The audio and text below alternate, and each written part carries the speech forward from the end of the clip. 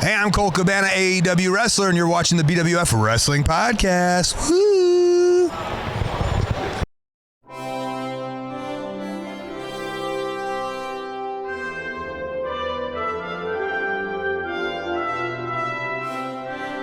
Wrestling fans, this week we cover one of the more iconic storylines that is filled with core memories, the breakup of the Rockers. But before we get started, please go ahead and give this video a like. It goes a long way to helping our channel grow.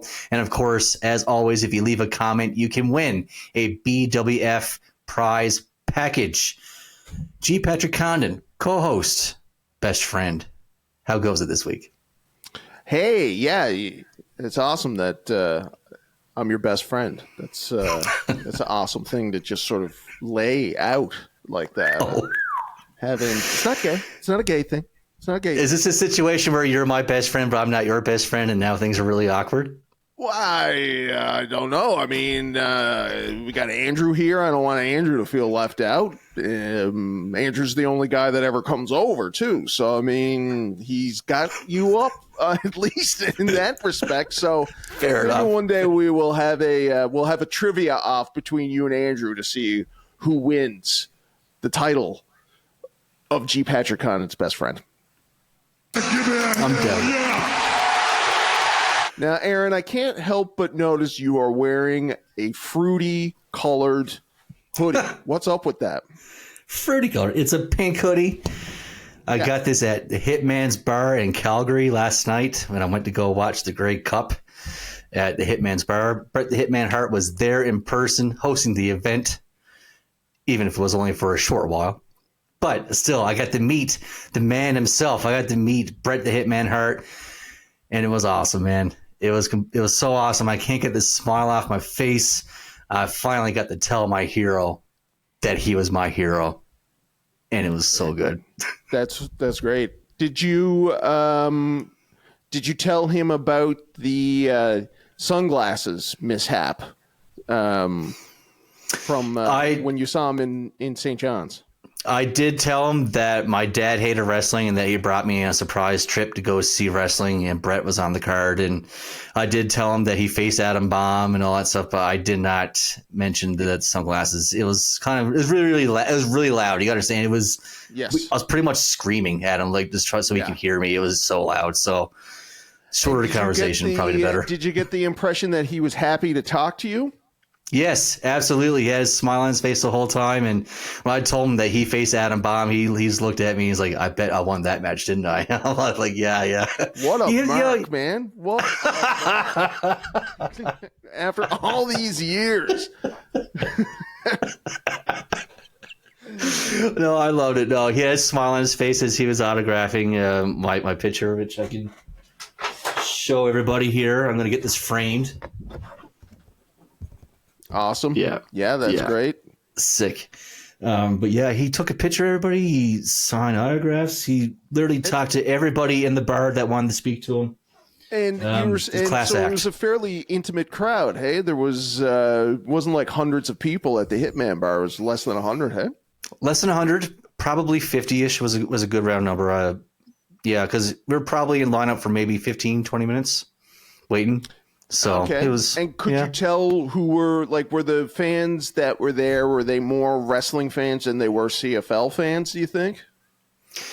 There were a couple of CFL marks there. One person had a jersey that was autographed by like 100 different football players. One guy had a bell that he was ringing every time Toronto scored. But besides that, we had the wrestling nerds, the wrestling marks with the title belts and the books and just everything else to get signed from Bret. But it was a really good atmosphere. Everybody was there to see Bret. Nobody cared for the football. It was fun. It was really good. The beer was pink. I mean, oh really? It was great. Yeah, cool. Yeah. Hitman's Ale, pink. It's always like that, I guess. Hey. Yeah. And it's really good beer too. Does his food have themed names? It does actually. It had like the Sheamus Irish chips and like Tito Santana, other stuff, and like every single item on the menu had a wrestler's name attached to it. There you go, man. Yeah, cool experience. Awesome. That sounds like heaven. Yes. And there's all kinds of merchandise. His, I'm sure we can throw some pictures here in post and whatever, but we got. Son of a. But they had the singlet from where he wrestled Undertaker at SummerSlam '97. Yes. Yeah, the old school winged belt and all that stuff. There's so much merchandise. Yeah, it's so cool. So the Slammy trophies from Owen Hart. Yeah, nice. So did you hear what anybody else asked him? Did anybody bring up Owen or anything like that? I didn't hear. No, it was way too loud. Way too loud. That's good. Yeah, that's the thing with wrestling fans is that they socially are not with it, and they don't know what to bring up and what not to bring up. Not you. You're good. I mean, you brought up a nice memory to him. He went into business for himself in a short period of time that you guys had together. It's good. Yeah, no, it was great. I couldn't hope for anything better. It was great. Said, can't get the smile off my face. Who are you going for? Are you happy that Toronto won the Grey Cup? Yeah, I laid a bet on Toronto as we're there. I was like, well, we might as well make it interesting. So we threw it on Toronto because they're the underdog, and they won. So we got our meal covered at least.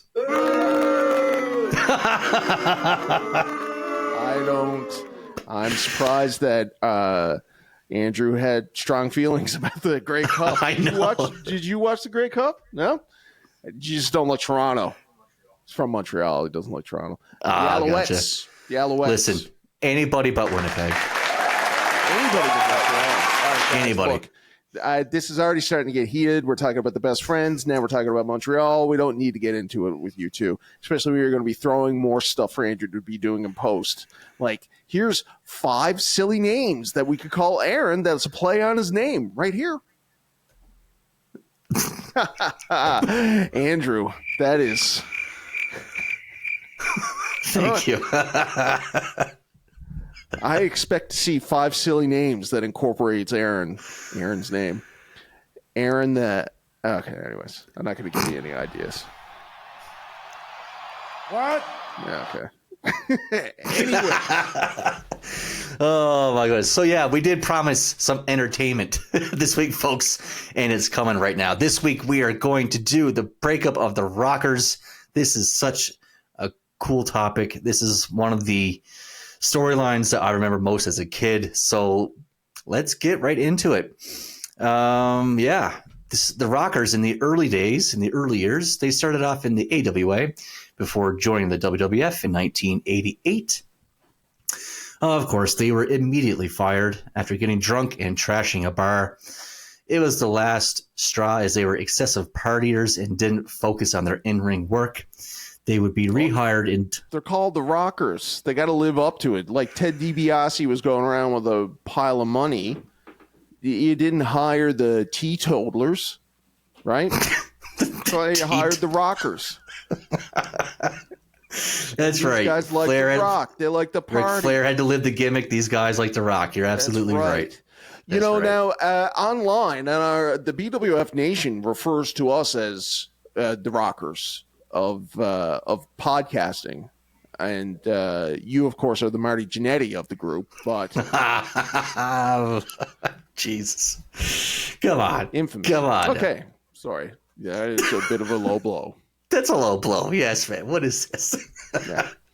Do you think you're the Shawn Michaels of the BWF podcast team?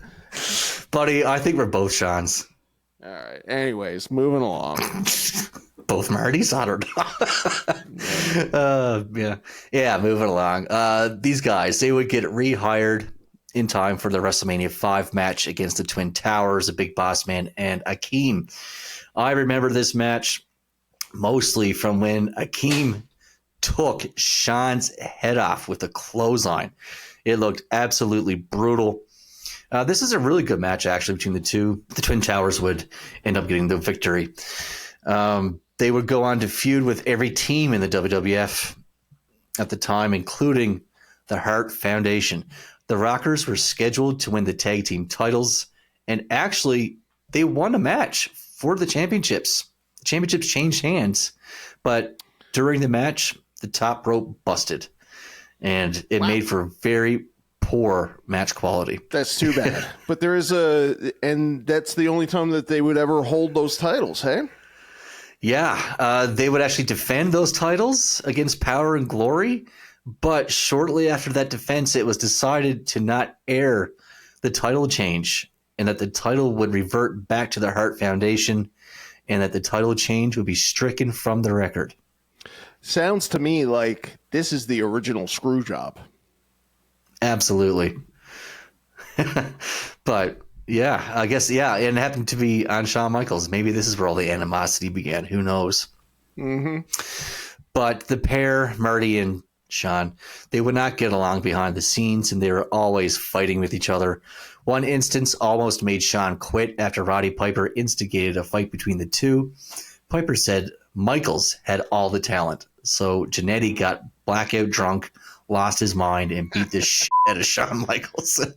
Cops came. Yeah, the cops came, and as they were arresting Marty, the Macho Man told the cops that it was all part of a storyline, so they let him go. Macho Man had no idea why the fight even began. It was just his natural reaction to diffuse the situation. It's all work, brother. It's all work, brother. This was in May of 1991.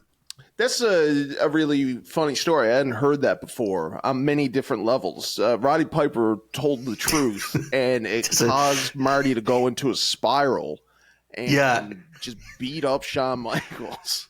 He said Shawn never did anything. He said Shawn got all the talent. His future is so bright. Jannetty just lost his mind. I mean, look, where's the lie? Where's the lie? Where is the lie? Yeah. Something happened. I never heard what the actual story was, but something happened in the AWA where Scott Hall also beat the shit out of Marty Jannetty for some reason. Marty was sleeping. Was that AWA or was that WWF? Either way, I think I know the story you're talking about. Marty trashed a hotel room and and blamed it on Scott Hall and said that it was him that trashed it. So Scott got docked a bunch of money off his next paycheck because of it. So Marty, I think, was sleeping at catering or something one of these days, and Ramon just kicked the living shit right out of him. Why would you ever blame it on Scott Hall? Like, who's way bigger than you? It seems like maybe there's something in this about this is like a Kurt Hennig playing a prank. Scott or something like that, and maybe it was Kurt Hennig that actually did it. Because why would Marty Jannetty? Why would anybody blame Scott Hall when there's way easier people to go into business? Right? Yeah. Anyway, I don't know. But they were unhappy in their position in the company. They're unhappy with their pay. So the Rockers intended to give their notice to Vince McMahon and leave the promotion. Jannetty recalled a phone conversation he had about quitting with Pat Patterson and Vince, with Shawn Michaels right next to him. In the words of Marty, "I'd go to the payphone and call the office, and Pat Patterson answers. I asked for Vince. Pat Patterson says, 'Marty, what's going on? How are you doing?' I said, 'Hey, I need to speak to Vince.' 'Oh, Vince is kind of busy right now, Marty. Can I help you?' I said, 'Yeah, me and Shawn, we just want to know how to put in our notice. Can we do it in writing or do we do it verbally?' He goes, 'Oh, Jesus Christ, Marty, hold on.' And the phone goes right to Vince. Jannetty says that back then you would give your 90-day notice and then the promotion would beat you down for those 90 days to hurt your momentum for the company that signs you. But Vince, he goes, 'Well, what's the problem?' Jannetty says, 'There's no more talking.' And Shawn was standing right there, so he's not hearing Vince's part of the conversation. 'But we're done talking. We already talked with this and the money situation. There's no more. We just saw our guaranteed contract agreement for a commercial, and you kind of lied to us, and so we're just going to put in our notice.' Vince says something to the effect of, 'Well, do you want to come into the TV and talk about it?' No more talking. Shawn is hearing this, and he's just sitting there not saying a word, just listening. And Vince says, 'I really wish you would reconsider.' He says, 'No.' This is really I'm sorry. This is so boring. I should have edited this better. You're not coming up with this off the top of your head? Here, I can do this. I'm reading along. I copy and paste Marty's interview, yeah. So do you want to do this first? He says something to the effect of, "Well, you want to come in and talk at TV?" I said, "There's no more talking. Now, Sean, he's hearing all this, and he's just sitting there. He's not saying a word.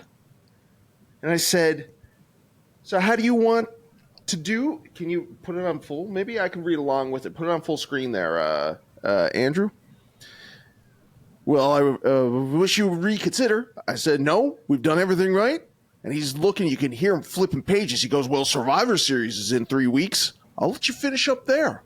So me, being glad we're not going to get beat for 90 days, I'm happy. Says Jannetty, Sean, when I say he's letting us finish up at Survivor Series, this was Sean's reaction. He's going to going to let us quit? As soon as he said that, I'm like, what do you mean let us quit? Didn't you just tell me to come over here and tell him we quit? There was another phone call between Jannetty and Vince in which Michaels was not present. It was then when Jannetty realized that Michaels had different plans in the future with the company. Okay, bring it back to me. What do you take from that story, Aaron? Well, I don't know who to believe here, but because Marty's stories are always, not really based on truth. But this is after Marty beat up Sean for being a better wrestler than him. Yeah. I mean, if I was Sean, I would be just trying to get this guy out of my life as quickly as possible. And Marty can't really say anything about it as far as my take. I mean, Marty's probably would never be able to admit that to himself, but he was an anchor to Sean. And wanting Sean to quit the WWF alone would be enough reason. If I'm Sean, I'm going like, yeah, okay, Marty, haha, yeah, let's quit. And then secretly hoping that Marty will go away. But on top of that, this guy has beaten the shit out of you just for simply being better than him. I would say Sean was saying whatever he needed to say to keep Marty calm and hoping to get Marty out of his life. Yeah, that's probably an accurate assessment of the situation. And, Sean, he would go behind Marty's back, talk to Vince, and pretty much say that he wanted to stay on, and he would do a singles run, blindsiding Marty when Marty talked to Vince again. Yeah. Because, when Marty would talk to Vince again, he was like, yeah, me and Sean, we're gone. And he's like, well, that's funny because Sean just talk to me and we're going to be doing singles runs. So if you want to stick on and do a singles run, we can. So they basically came to agreement where Marty would stick on or stay in the company, and then they would do the singles program between Marty and Sean, which brings us to Survivor Series 1991. Actually, no, before Survivor Series, I'm sorry. Building up to Survivor Series. There's no mention of what happened backstage, but the seeds were planted for the breakup during a singles match between Michaels and Ric Flair. Jannetty rolled Sean into the ring to get pinned. Michaels took this as Jannetty costing him the match instead of helping out. I'd like to see that. That's hilarious. I didn't know about that. Oh, yeah. The very first one-on-one matchup between Sean and Ric Flair. Good match, too, on Superstars, I believe. But, Sean was outside the ring, and Jannetty just picks him up and rolls him in. And then Flair pretty much covers him for the 1, 2, 3. Unbelievable. Yeah, that's wild. So, at 1991 Survivor Series, Jannetty caused Michaels to be eliminated, the only person eliminated, I do believe, on her team. I can't remember.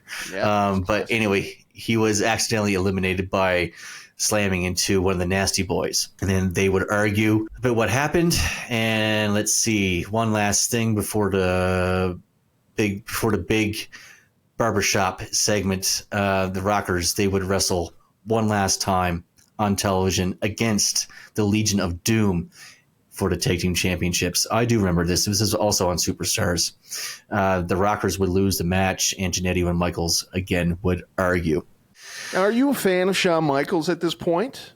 I was a fan of the Rockers. I loved the Rockers as a kid.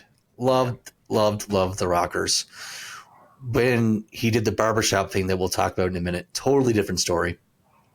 100% 180, but this barbershop segment is a core memory for me in life. This is one of those things Yeah. that I'll never forget. It's a classic moment. I think it still makes the list of greatest moments of Raw. Was it on Raw or Superstars or something? It's like one of the Superstars classic moments. But in the lead up to this, the WWF magazine, which was a monthly sort of thing, also aided in planting the seeds because there was an article asking, is there trouble with the Rockers or something along the lines of that, right? Which is where everything is brought to a head at the barbershop, which I got to say, for its run, the barbershop, I only know of 2 segments. Both of them are classic. So that's pretty good. The other being right? Sid smashing the can of shaving cream and it hitting his face. Yeah, so good. Marty claims that he actually came up with this idea about putting together. We'll talk about that in a second, but I think you need to get it. I would. It's entertaining to hear Marty as a source for this, but need second opinions and verification, I think. Absolutely. Yeah. So the barbershop segment, this iconic segment, Sean comes out and he talks about how tight the Rockers are and forever will be. Marty says, don't BS the people. There's obviously friction between the two. Then Marty says he's going to turn around. And when he turns around, if they shake hands, they're going to go on rocking and rolling like they always do. If not, douche. What a goober. Can we go back to that first photo for a second? And just, if I were to tell you one of the Rockers has turned bad, which one out of the two do you think is probably going to turn bad? Look at Michaels. Is it the guy covered in leather, like a Judas Priest fan, or is it Marty in his nice red shirt? Who knows? Right? Oh, God. So, yeah, he says if they shake hands, they're going to go on rocking and rolling. If not, they're going to go their separate ways. Marty turns around. And Sean shakes his hand. They hug. Marty basks in the glory of the crowd. And when he turns his back again, boom, super kick. How could Michaels do this? Next, the truly unthinkable happens, folks. Shawn Michaels picks up Marty Jannetty and throws him face first through the barber shop window. Bobby Heenan is screaming that Jannetty tried to dive through the window to escape. Run away. Yes. Right? Like so, yeah, Jannetty claims to put this idea together. Shawn Michaels also claims to have come up with the idea for all of this. In fact, Shawn in his book says that they were going to use this idea against the Nasty Boys, but shelved it. So the idea being what? Putting his head through a window? Throwing somebody through the barbershop window, yeah. Wow. I'm sure. Let's ask Brutus. I'm going to ask Brutus, actually, because I bet you Brutus will say it was his idea, too. You're going to ask Brutus? How are you going to ask Brutus? Are you going to interview Brutus or something? What's going on? Look, Aaron, come on. Let's just keep things above board here. If I were to talk to Brutus the Barber Beefcake, that would be one of the questions that I would ask him. Okay? 100%. 100%. Okay. And then Shawn, at the end of smashing Marty through the window, picks up the magazine, WWF magazine, and says... With the Rockers in it, yeah. With the Rockers, and says, is there a problem with the Rockers? And then he tears it, and he goes, I don't think so. Plan being, this was going to be Shawn Michaels' big catchphrase. Like, do you smell what the Rock is cooking? His was going to be, I don't think so. And that's right. He even had it on some of his attire, his ring attire, and he would always try to work it in. Because if you remember, this is what, 92? I don't think so was taking over the nation at this point. You couldn't talk to a kid, a saucy kid, without getting that in response. I don't think so. Didn't get over with the audience, unfortunately. No. What was Shawn Michaels' catchphrase? Did he ever have a catchphrase? I'm trying to think of it. I'm the main event. The showstopper. Yeah, I guess so. Suck it, I guess probably was his. And also interesting that he did the super kick here, and even after this, super kick was not his finishing move. He was still doing that teardrop suplex, yeah, as his finisher. But yeah, he would eventually go on to use that sweet chin music. We're going to fast forward now to Halloween 1992. Since the incident in the barbershop, Marty Jannetty has been arrested. They were supposed to have a match at WrestleMania 8 that year. But of course, as mentioned in our WrestleMania 8 archives, Marty got arrested once again. He was with a 19-year-old girl who tried to use a fake ID to buy beer. When the cop arrested her, Jannetty grabbed the cop and got thrown in jail when the cop found cocaine on him, and he was put on house arrest. Just dumb. So many opportunities for him to not end up in that position, not go with the 19-year-old girl, not put his hands on the cops, not have cocaine on him. Just a real thick skull move. Yeah. I mean, how many times have the cops been involved in a Marty Jannetty escapade? I mean, like, oh my God. You don't learn. You don't learn. But yeah, on Halloween 1992, we see Sensational Sherry and Shawn Michaels in the middle of the ring. Shawn is adoring himself, looking at himself in the mirror, when all of a sudden he sees the reflection of one returning Party Marty. There you go. Now, if that were happening today, people would say that's cinema. And you know what? Sir. That's pretty arguable. I mean, that's a nice shot. They did a nice shot there. That was pretty good, I got to say. It's a fairly, especially for its time, a fairly nice cinematic shot. I mean, you got Shawn Michaels there. His mouth is like open like a fish, just in astonishment that he sees Marty. Yeah, you're right. Behind him is good. It's good. Yeah, that's good. Jannetty, he would go ballistic and attack Shawn Michaels. He beats him from pillar to post. He then grabs the mirror from Sensational Sherry. Sherry is begging Marty not to break it over Shawn. Then Marty swings the mirror, but in an act of total desperation and douchebaggery, HBK grabs Sherry's arm and she takes the blow herself. Pretty Glass. Good. Yeah, it was great. Glass is everywhere. Sherry is knocked unconscious and has to be stretchered out. HBK ran for his life. Yeah, that's awesome. And he was already engaging in this stuff where he's throwing her down in front of him before doing the pose and all that kind of stuff. It's a really good heel turn. The Rockers like The Rock, and they didn't like smoking. They would always say, "Don't smoke." But I mean, Shawn was almost a natural heel right away. Just had it ready to go there. And I don't know if he was. Were the Rockers ever a heel tag team or anything like that? Like, was there any indication that Shawn actually had all this talent? And like, these are funny, fun, cool, whatever ideas, however you want to describe it. Like the if the smashing of Marty Jannetty's head into the window wasn't Shawn's idea, pulling your woman manager in front of a mirror blow and then throwing her on the ground to pose with her, like, that's pretty good heel antics right there. It's good stuff, man. So this is like another core memory for me. Like, I'll never forget it. Like, I'll never forget where I was as a kid. Just one of those moments, man. Like, it's so good. And this storyline, now that it's getting some serious momentum, it's going to lead finally to a pay-per-view match at the 1993 Royal Rumble for Shawn's Intercontinental Championship. But, folks, before we get to that, let's do a little bit of trivia.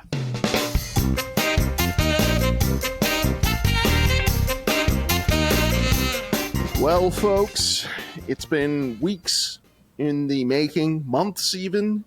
We have come to the end of the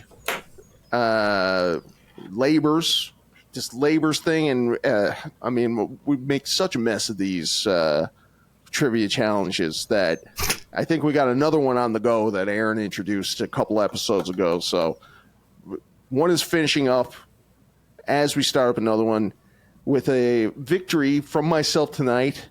Means that Aaron eats the Inferno gummy bear. Aaron, can we see the package of it? Do you have it there?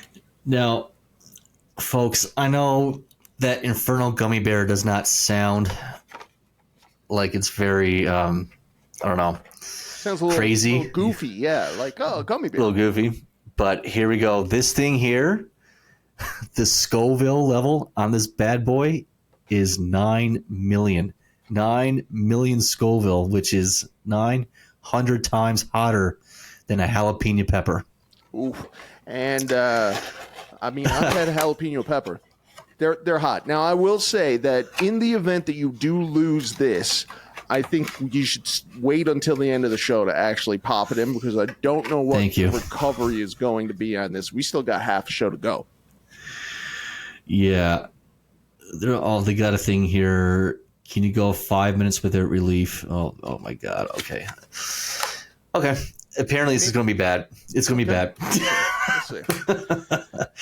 You still got, I still got to bring home the victory in this too. You do. Who knows? Could be a tease to nothing, but seems like the trivia this week is about tag teams. Mm-hmm.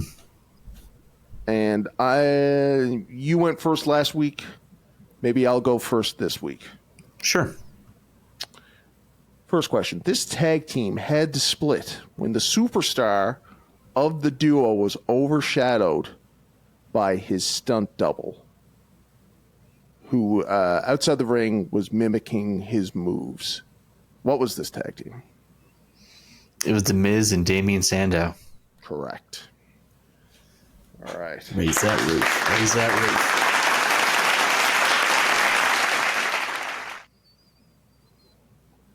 Go ahead. Sorry. So I wait for you to ask me the question, dirt. Okay. First question. This tag team breakup led one member to a solo run, which introduced Batista to the WWF/WWE.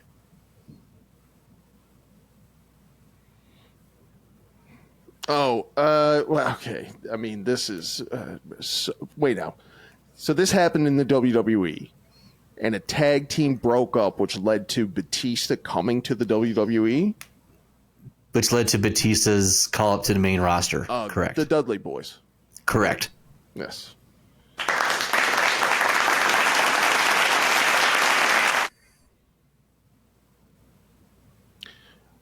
What WWE wrestler holds the record for most number of reigns with the WWE Championship, which is, I think, a question we've addressed here before. Are we talking world championships altogether or WWE championships specifically? From the beginnings of the titles in the 80s, and if you were to mash them together with every iteration of the SmackDown and the Raws and whatever they're called now in between. So John Cena, Ric Flair. No, sorry. But just the tag team championships. Oh, tag team champions. I'm sorry. That's the tag team champions. Oh. Edge and Christian or Dudley Boy? Edge and Christian, final answer. Okay, sorry. So it's just one guy. So with reigns with reigns with other people and not just the tag team necessarily. Gotcha. So we're looking for the guy. Go ahead. Sorry, you got it. Sorry. Mick Foley, final answer. And wrong.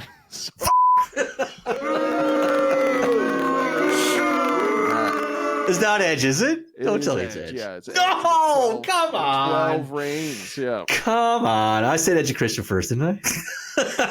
You did, but I mean, that's... I know. I'm trying. I tried. Oh, it's okay. Imagine getting an answer wrong when you said it. Oh, okay. All right. Next question. You didn't say it. Technically, I did. No, you're right. Question number 2. When the Mega Powers split in their backstage brawl, yes, one wrestler came in to break up the fight. Which wrestler was it? Oh, man.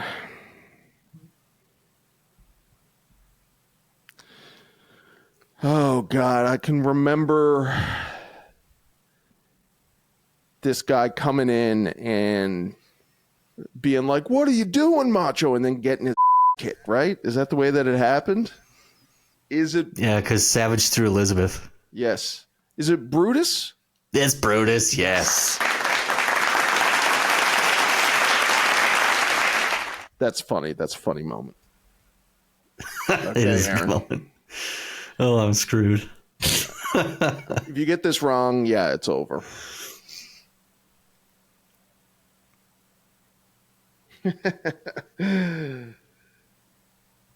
Oh my God. Okay. I can't. Okay. What real life situation was used in the story of the breakup of the Legion of Doom? Oh, Hawk's alcoholism. Yes, correct.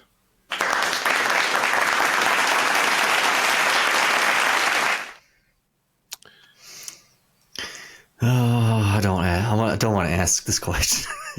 I don't want to ask. Is it too easy? Yeah. You switched up yours. Well, okay, fine, fair enough. But now I gotta think of something off the top of my head. So, Well, yeah, it can't be here all day. no, I can't be here all day. He'll see you smoking And it's in got my to be a ears. tag team question. This is what It's gotta be a we're gonna tag stick team with question, yeah. Theme, yeah. Oh my gosh. Tag team question. I can't think of anything off the top of my head, so I'm just gonna have to go with what we have here. Ted DiBiase and Virgil Yes. split up at the 1991 Royal Rumble after winning a tag team match against which father and son duo, which we have discussed in our archives. Yes, and it is Dusty and Dustin Rhodes. You got it, my friend. Well, there you go, Aaron. You lose. Now, like I said, I don't want you to do it right now. We're going to tease the people that are watching the show. You stick with this. And It comes in its own there. separate package right there, so you can't touch it and get it near your eyes. That's right. This Thank thing God is you're going to wearing be sunglasses too. yes. So stay tuned. There's about 5 minutes left in the show. We're going to get Aaron to pop in that little guy.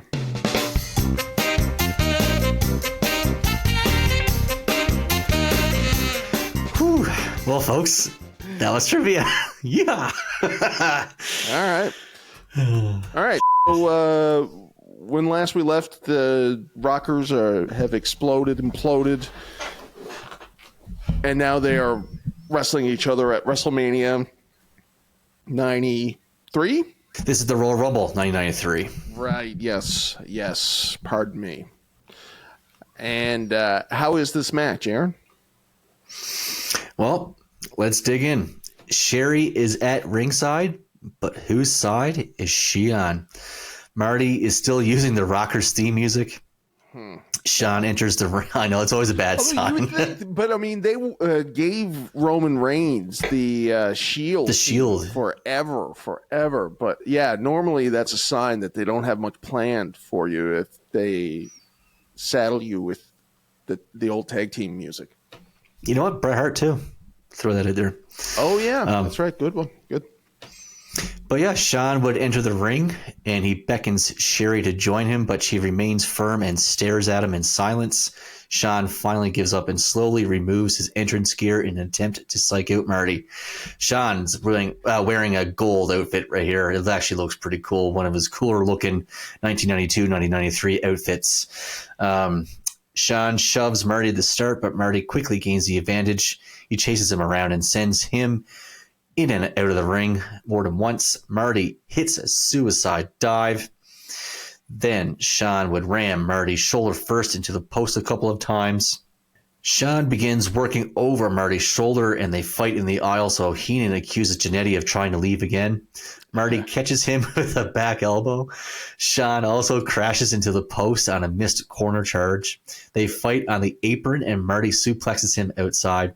Sherry looks concerned and approaches Sean before slapping him right in the face. Oh, no. Marty's... Yeah, I know. No. I know. I guess you got to. When the guy pulls you in front of a thing like that, you got to stand up for yourself.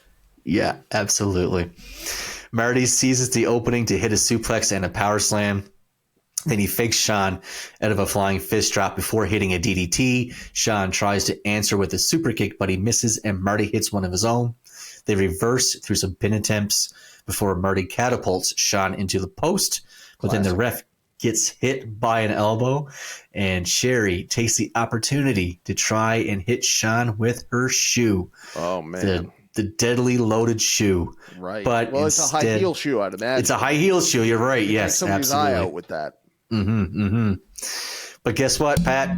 She nails Marty instead. What a swerve. What a swerve. Now. Hold on now. So by accident. It was by accident. Okay. Yeah. All right. Marty was holding Sean, and Sean moved. Just like, they reversed the whole setup there. Usually it's the heels holding the face. Yes. But this time it's the face is holding the heel, and the heel moved, and the face gets hit with the shoe. Sean starts berating Sherry for turning on him, and then turns around and hits Marty with a super kick. This super kick was awesome. Marty actually takes a ridiculous spinning bump from this move. It's so good the way he sold it. I loved it. This is an amazing match, amazing storytelling. Definitely their best match that I've seen. They have some matches on Raw that we'll talk about in a moment, but this is definitely the best one-on-one match between the two. But unfortunately, this was supposed to lead to a WrestleMania 9 match, Patrick. Yeah. And guess what? Oh, man. Don't tell me that Marty started the party. Party Marty got fired because Sean told Vince that Marty was drunk and or hungover during their Royal Rumble match. And Vince fired Marty, and they missed out on the WrestleMania match.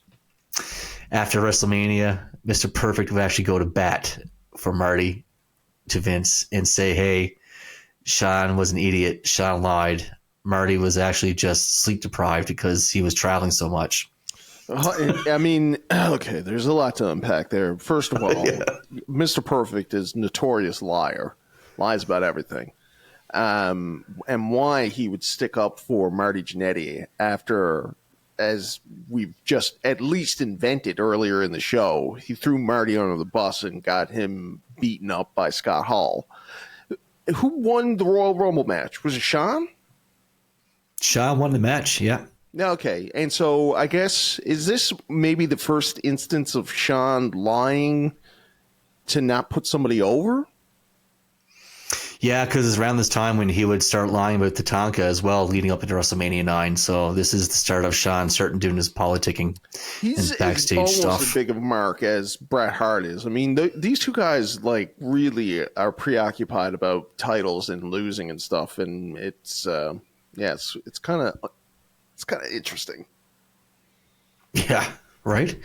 But yeah, Mr. Perfect got Marty his job back, and as punishment for Shawn lying, Marty would answer an open challenge from Shawn Michaels on Monday Night Raw, and he would defeat the Heartbreak Kid, Shawn Michaels, with the help of Mr. Perfect. Mr. Perfect, he would come in the aisle, distract Shawn, he would throw the towel in his face, and Marty would roll up Shawn, and we have a new Intercontinental Champion. Where is this on the whole timeline of everything? Is this after WrestleMania? This is after WrestleMania. Yeah, this is May of 1993. Okay. And so, so is Mr. Perfect, is everything that you just told me about Mr. Perfect and Marty Jannetty, is that kayfabe or is that real? Like, how did Mr. Perfect get involved with this on camera? On camera, he was just, this is from the Shawn Michaels and Mr. Perfect feud from WrestleMania. Remember that Shawn attacked Shawn Michaels and Mr. Perfect feud? Yeah, Shawn Michaels attacked Mr. Perfect at WrestleMania. Yes, that's right. That's right. Unprovoked. So, yeah. So they're using Marty as just as a prop, basically, in this storyline, because Perfect and Michaels would go on to feud until SummerSlam 1993 and have their Intercontinental Championship match there. But crazy. Okay. Anyways, Yes. Yeah. So how does Sean get it back? What's going on after Marty wins? Marty's on top finally. So Marty's finally on top, but the plan all along was just a short reign for Marty. They really just wanted to pop some ratings for Raw, punish Sean, and continue the storyline with Perfect. So Marty would actually only hold on to the title for a month and a little bit. Monday Night Raw, it was a rematch between him and Shawn Michaels, and Sean would win back the Intercontinental Championship with the help of one debuting Diesel. Look at that. Look at that haircut. Right? And look at that tracksuit. It's funny, how Vince takes credit for creating the Diesel character and the Razor Ramon character when... It's Vinny Vegas. Yeah, Vinny Vegas and the Diamond Stud. That's Vinny Vegas, if ever. Just got him to tone down the Las Vegas talking like that, and same deal. So this is the debut of Diesel? Yep. Wow. Yep. The Immediately Big D. taking impact. Immediately, yep. The feud would not last much longer. They would go on and they would go on and have a match in the big blue steel cage. Love that thing. Love that big blue. House show? House shows, yeah. They would go around the loop and do house shows and stuff. And this would be the end of the feud. Unfortunately, Marty, by 1994, would find himself once again in some legal trouble, this time stemming from an incident that happened a few years prior in the wrestling ring. He injured and paralyzed somebody in a tag team match, and he was going through some legal stuff. So WWF fired him. Wow. And yeah, he would go down to ECW. I didn't even realize he was in ECW until doing some research on this. But yeah, he was down in ECW. He would face Sandman and a bunch of other people down there for a while before coming back to the WWF. Where he would have the new rockers with Leaf Cassidy. Leaf Cassidy. Al Snow. Yeah. And again, just using that old rockers music, I remember too. Yeah, the new rockers. Yeah.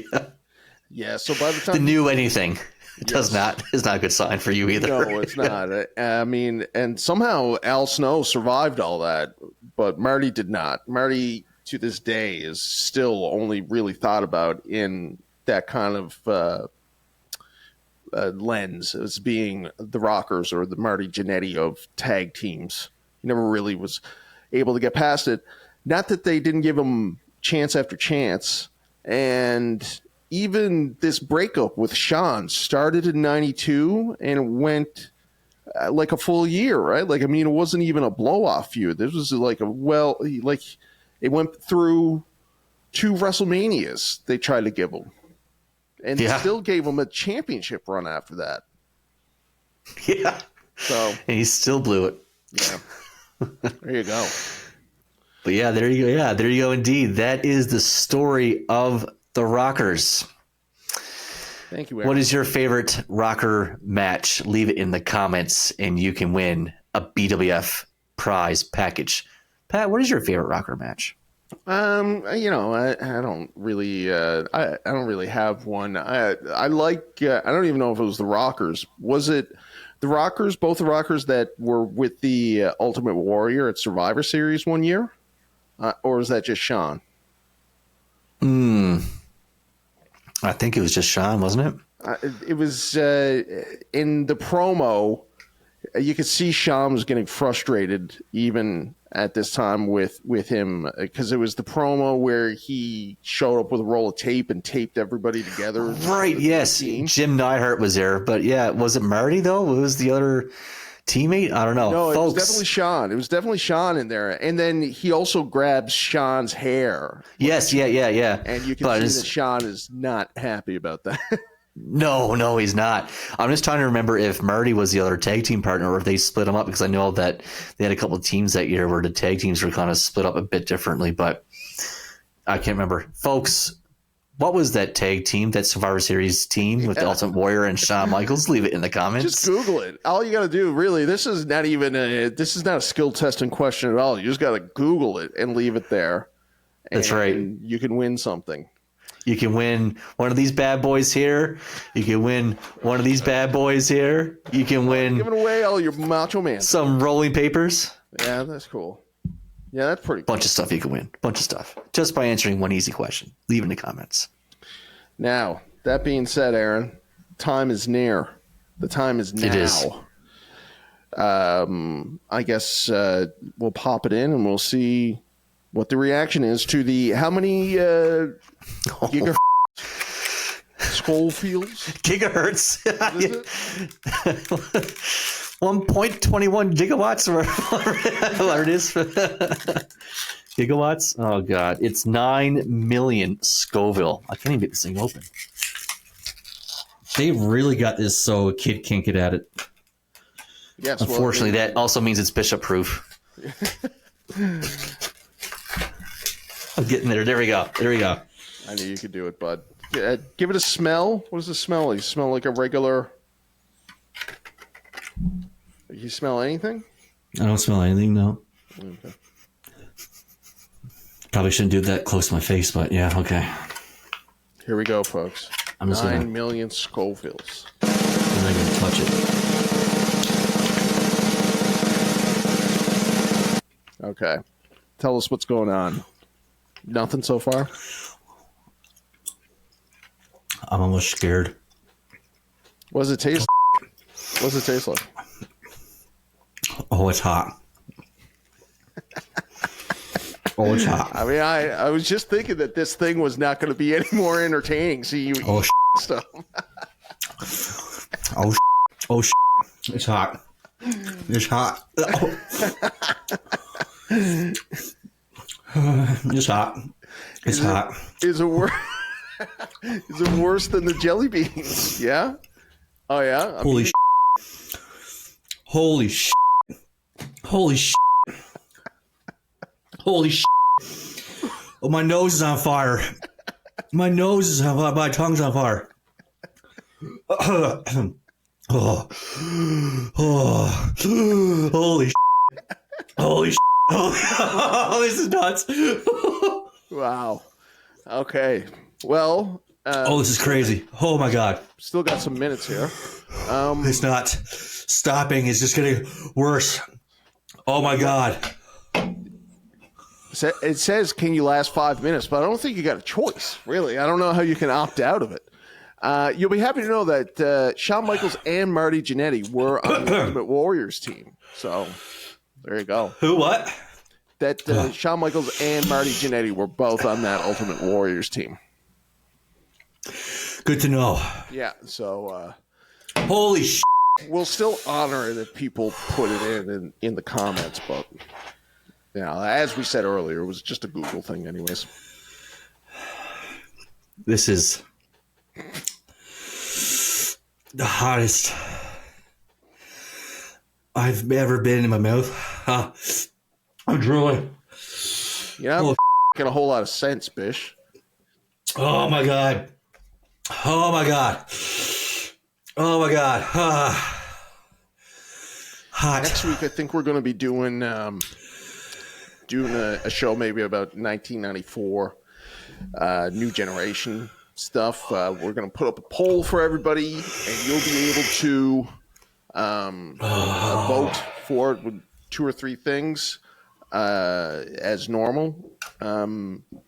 Aaron, where do the Rockers rank in your all-time favorite tag teams? Definitely in top 10. Yeah, top 10. I mean, what you put them in your top 5?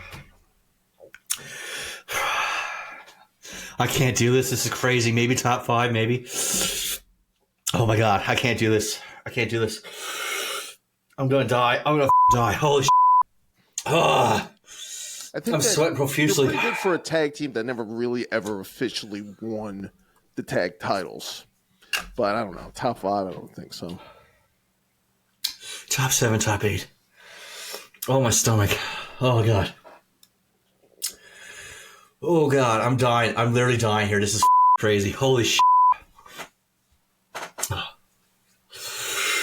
They probably number 1 tag team to never win the tag team championships. maybe. I would say that, yeah. I don't know who else you'd put on that list, though. I'd have to do some research on it. Leave it in the comments, folks. Who is the greatest tag team ever to win the tag team championships? Win a prize package. Maybe. Oh my God, can we please end this? I'm suffering. How long has it been? What's going on? Sorry. What's going on? Is it still, it can't still be burning. It was a little candy, Bish. Christ almighty, man. This is brutal. I need milk or something. Holy shit. You didn't bring any milk with you? Okay. No. I'm drinking this stupid ginger ale shit. Yeah, no, you don't want carbonated stuff. They said on the package that just washes it around. Look, you're not the only one that's looking. I got my glasses are fogging up because of how hot it is here in the room. So you're not the only one that's mildly uncomfortable with heat right now, Aaron. Yes, sir. I feel sorry for you. I do have a fan going here, so it's not bad. I don't want to give anybody the impression that it's like bad or anything, but I am. Okay. All right, I'm done. I can't do this anymore. I gotta go. I'm gonna die.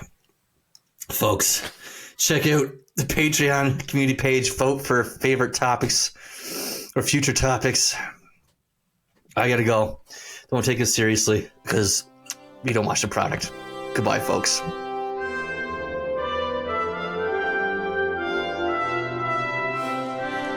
Wrestling fans, subscribe to this amazing channel by clicking on the bell below. And when you're done watching this, go ahead and like it. If you leave a comment, you can win a free t-shirt. Then do yourself a favor and go look at our amazing Patreon page for free with a 7-day trial. You'll see first-person experiences from a multitude of wrestling events over the past 20 years, along with videos that any action figure collector would love to see. Finally, you can catch up on all of our previous episodes at BWFpodcast.com.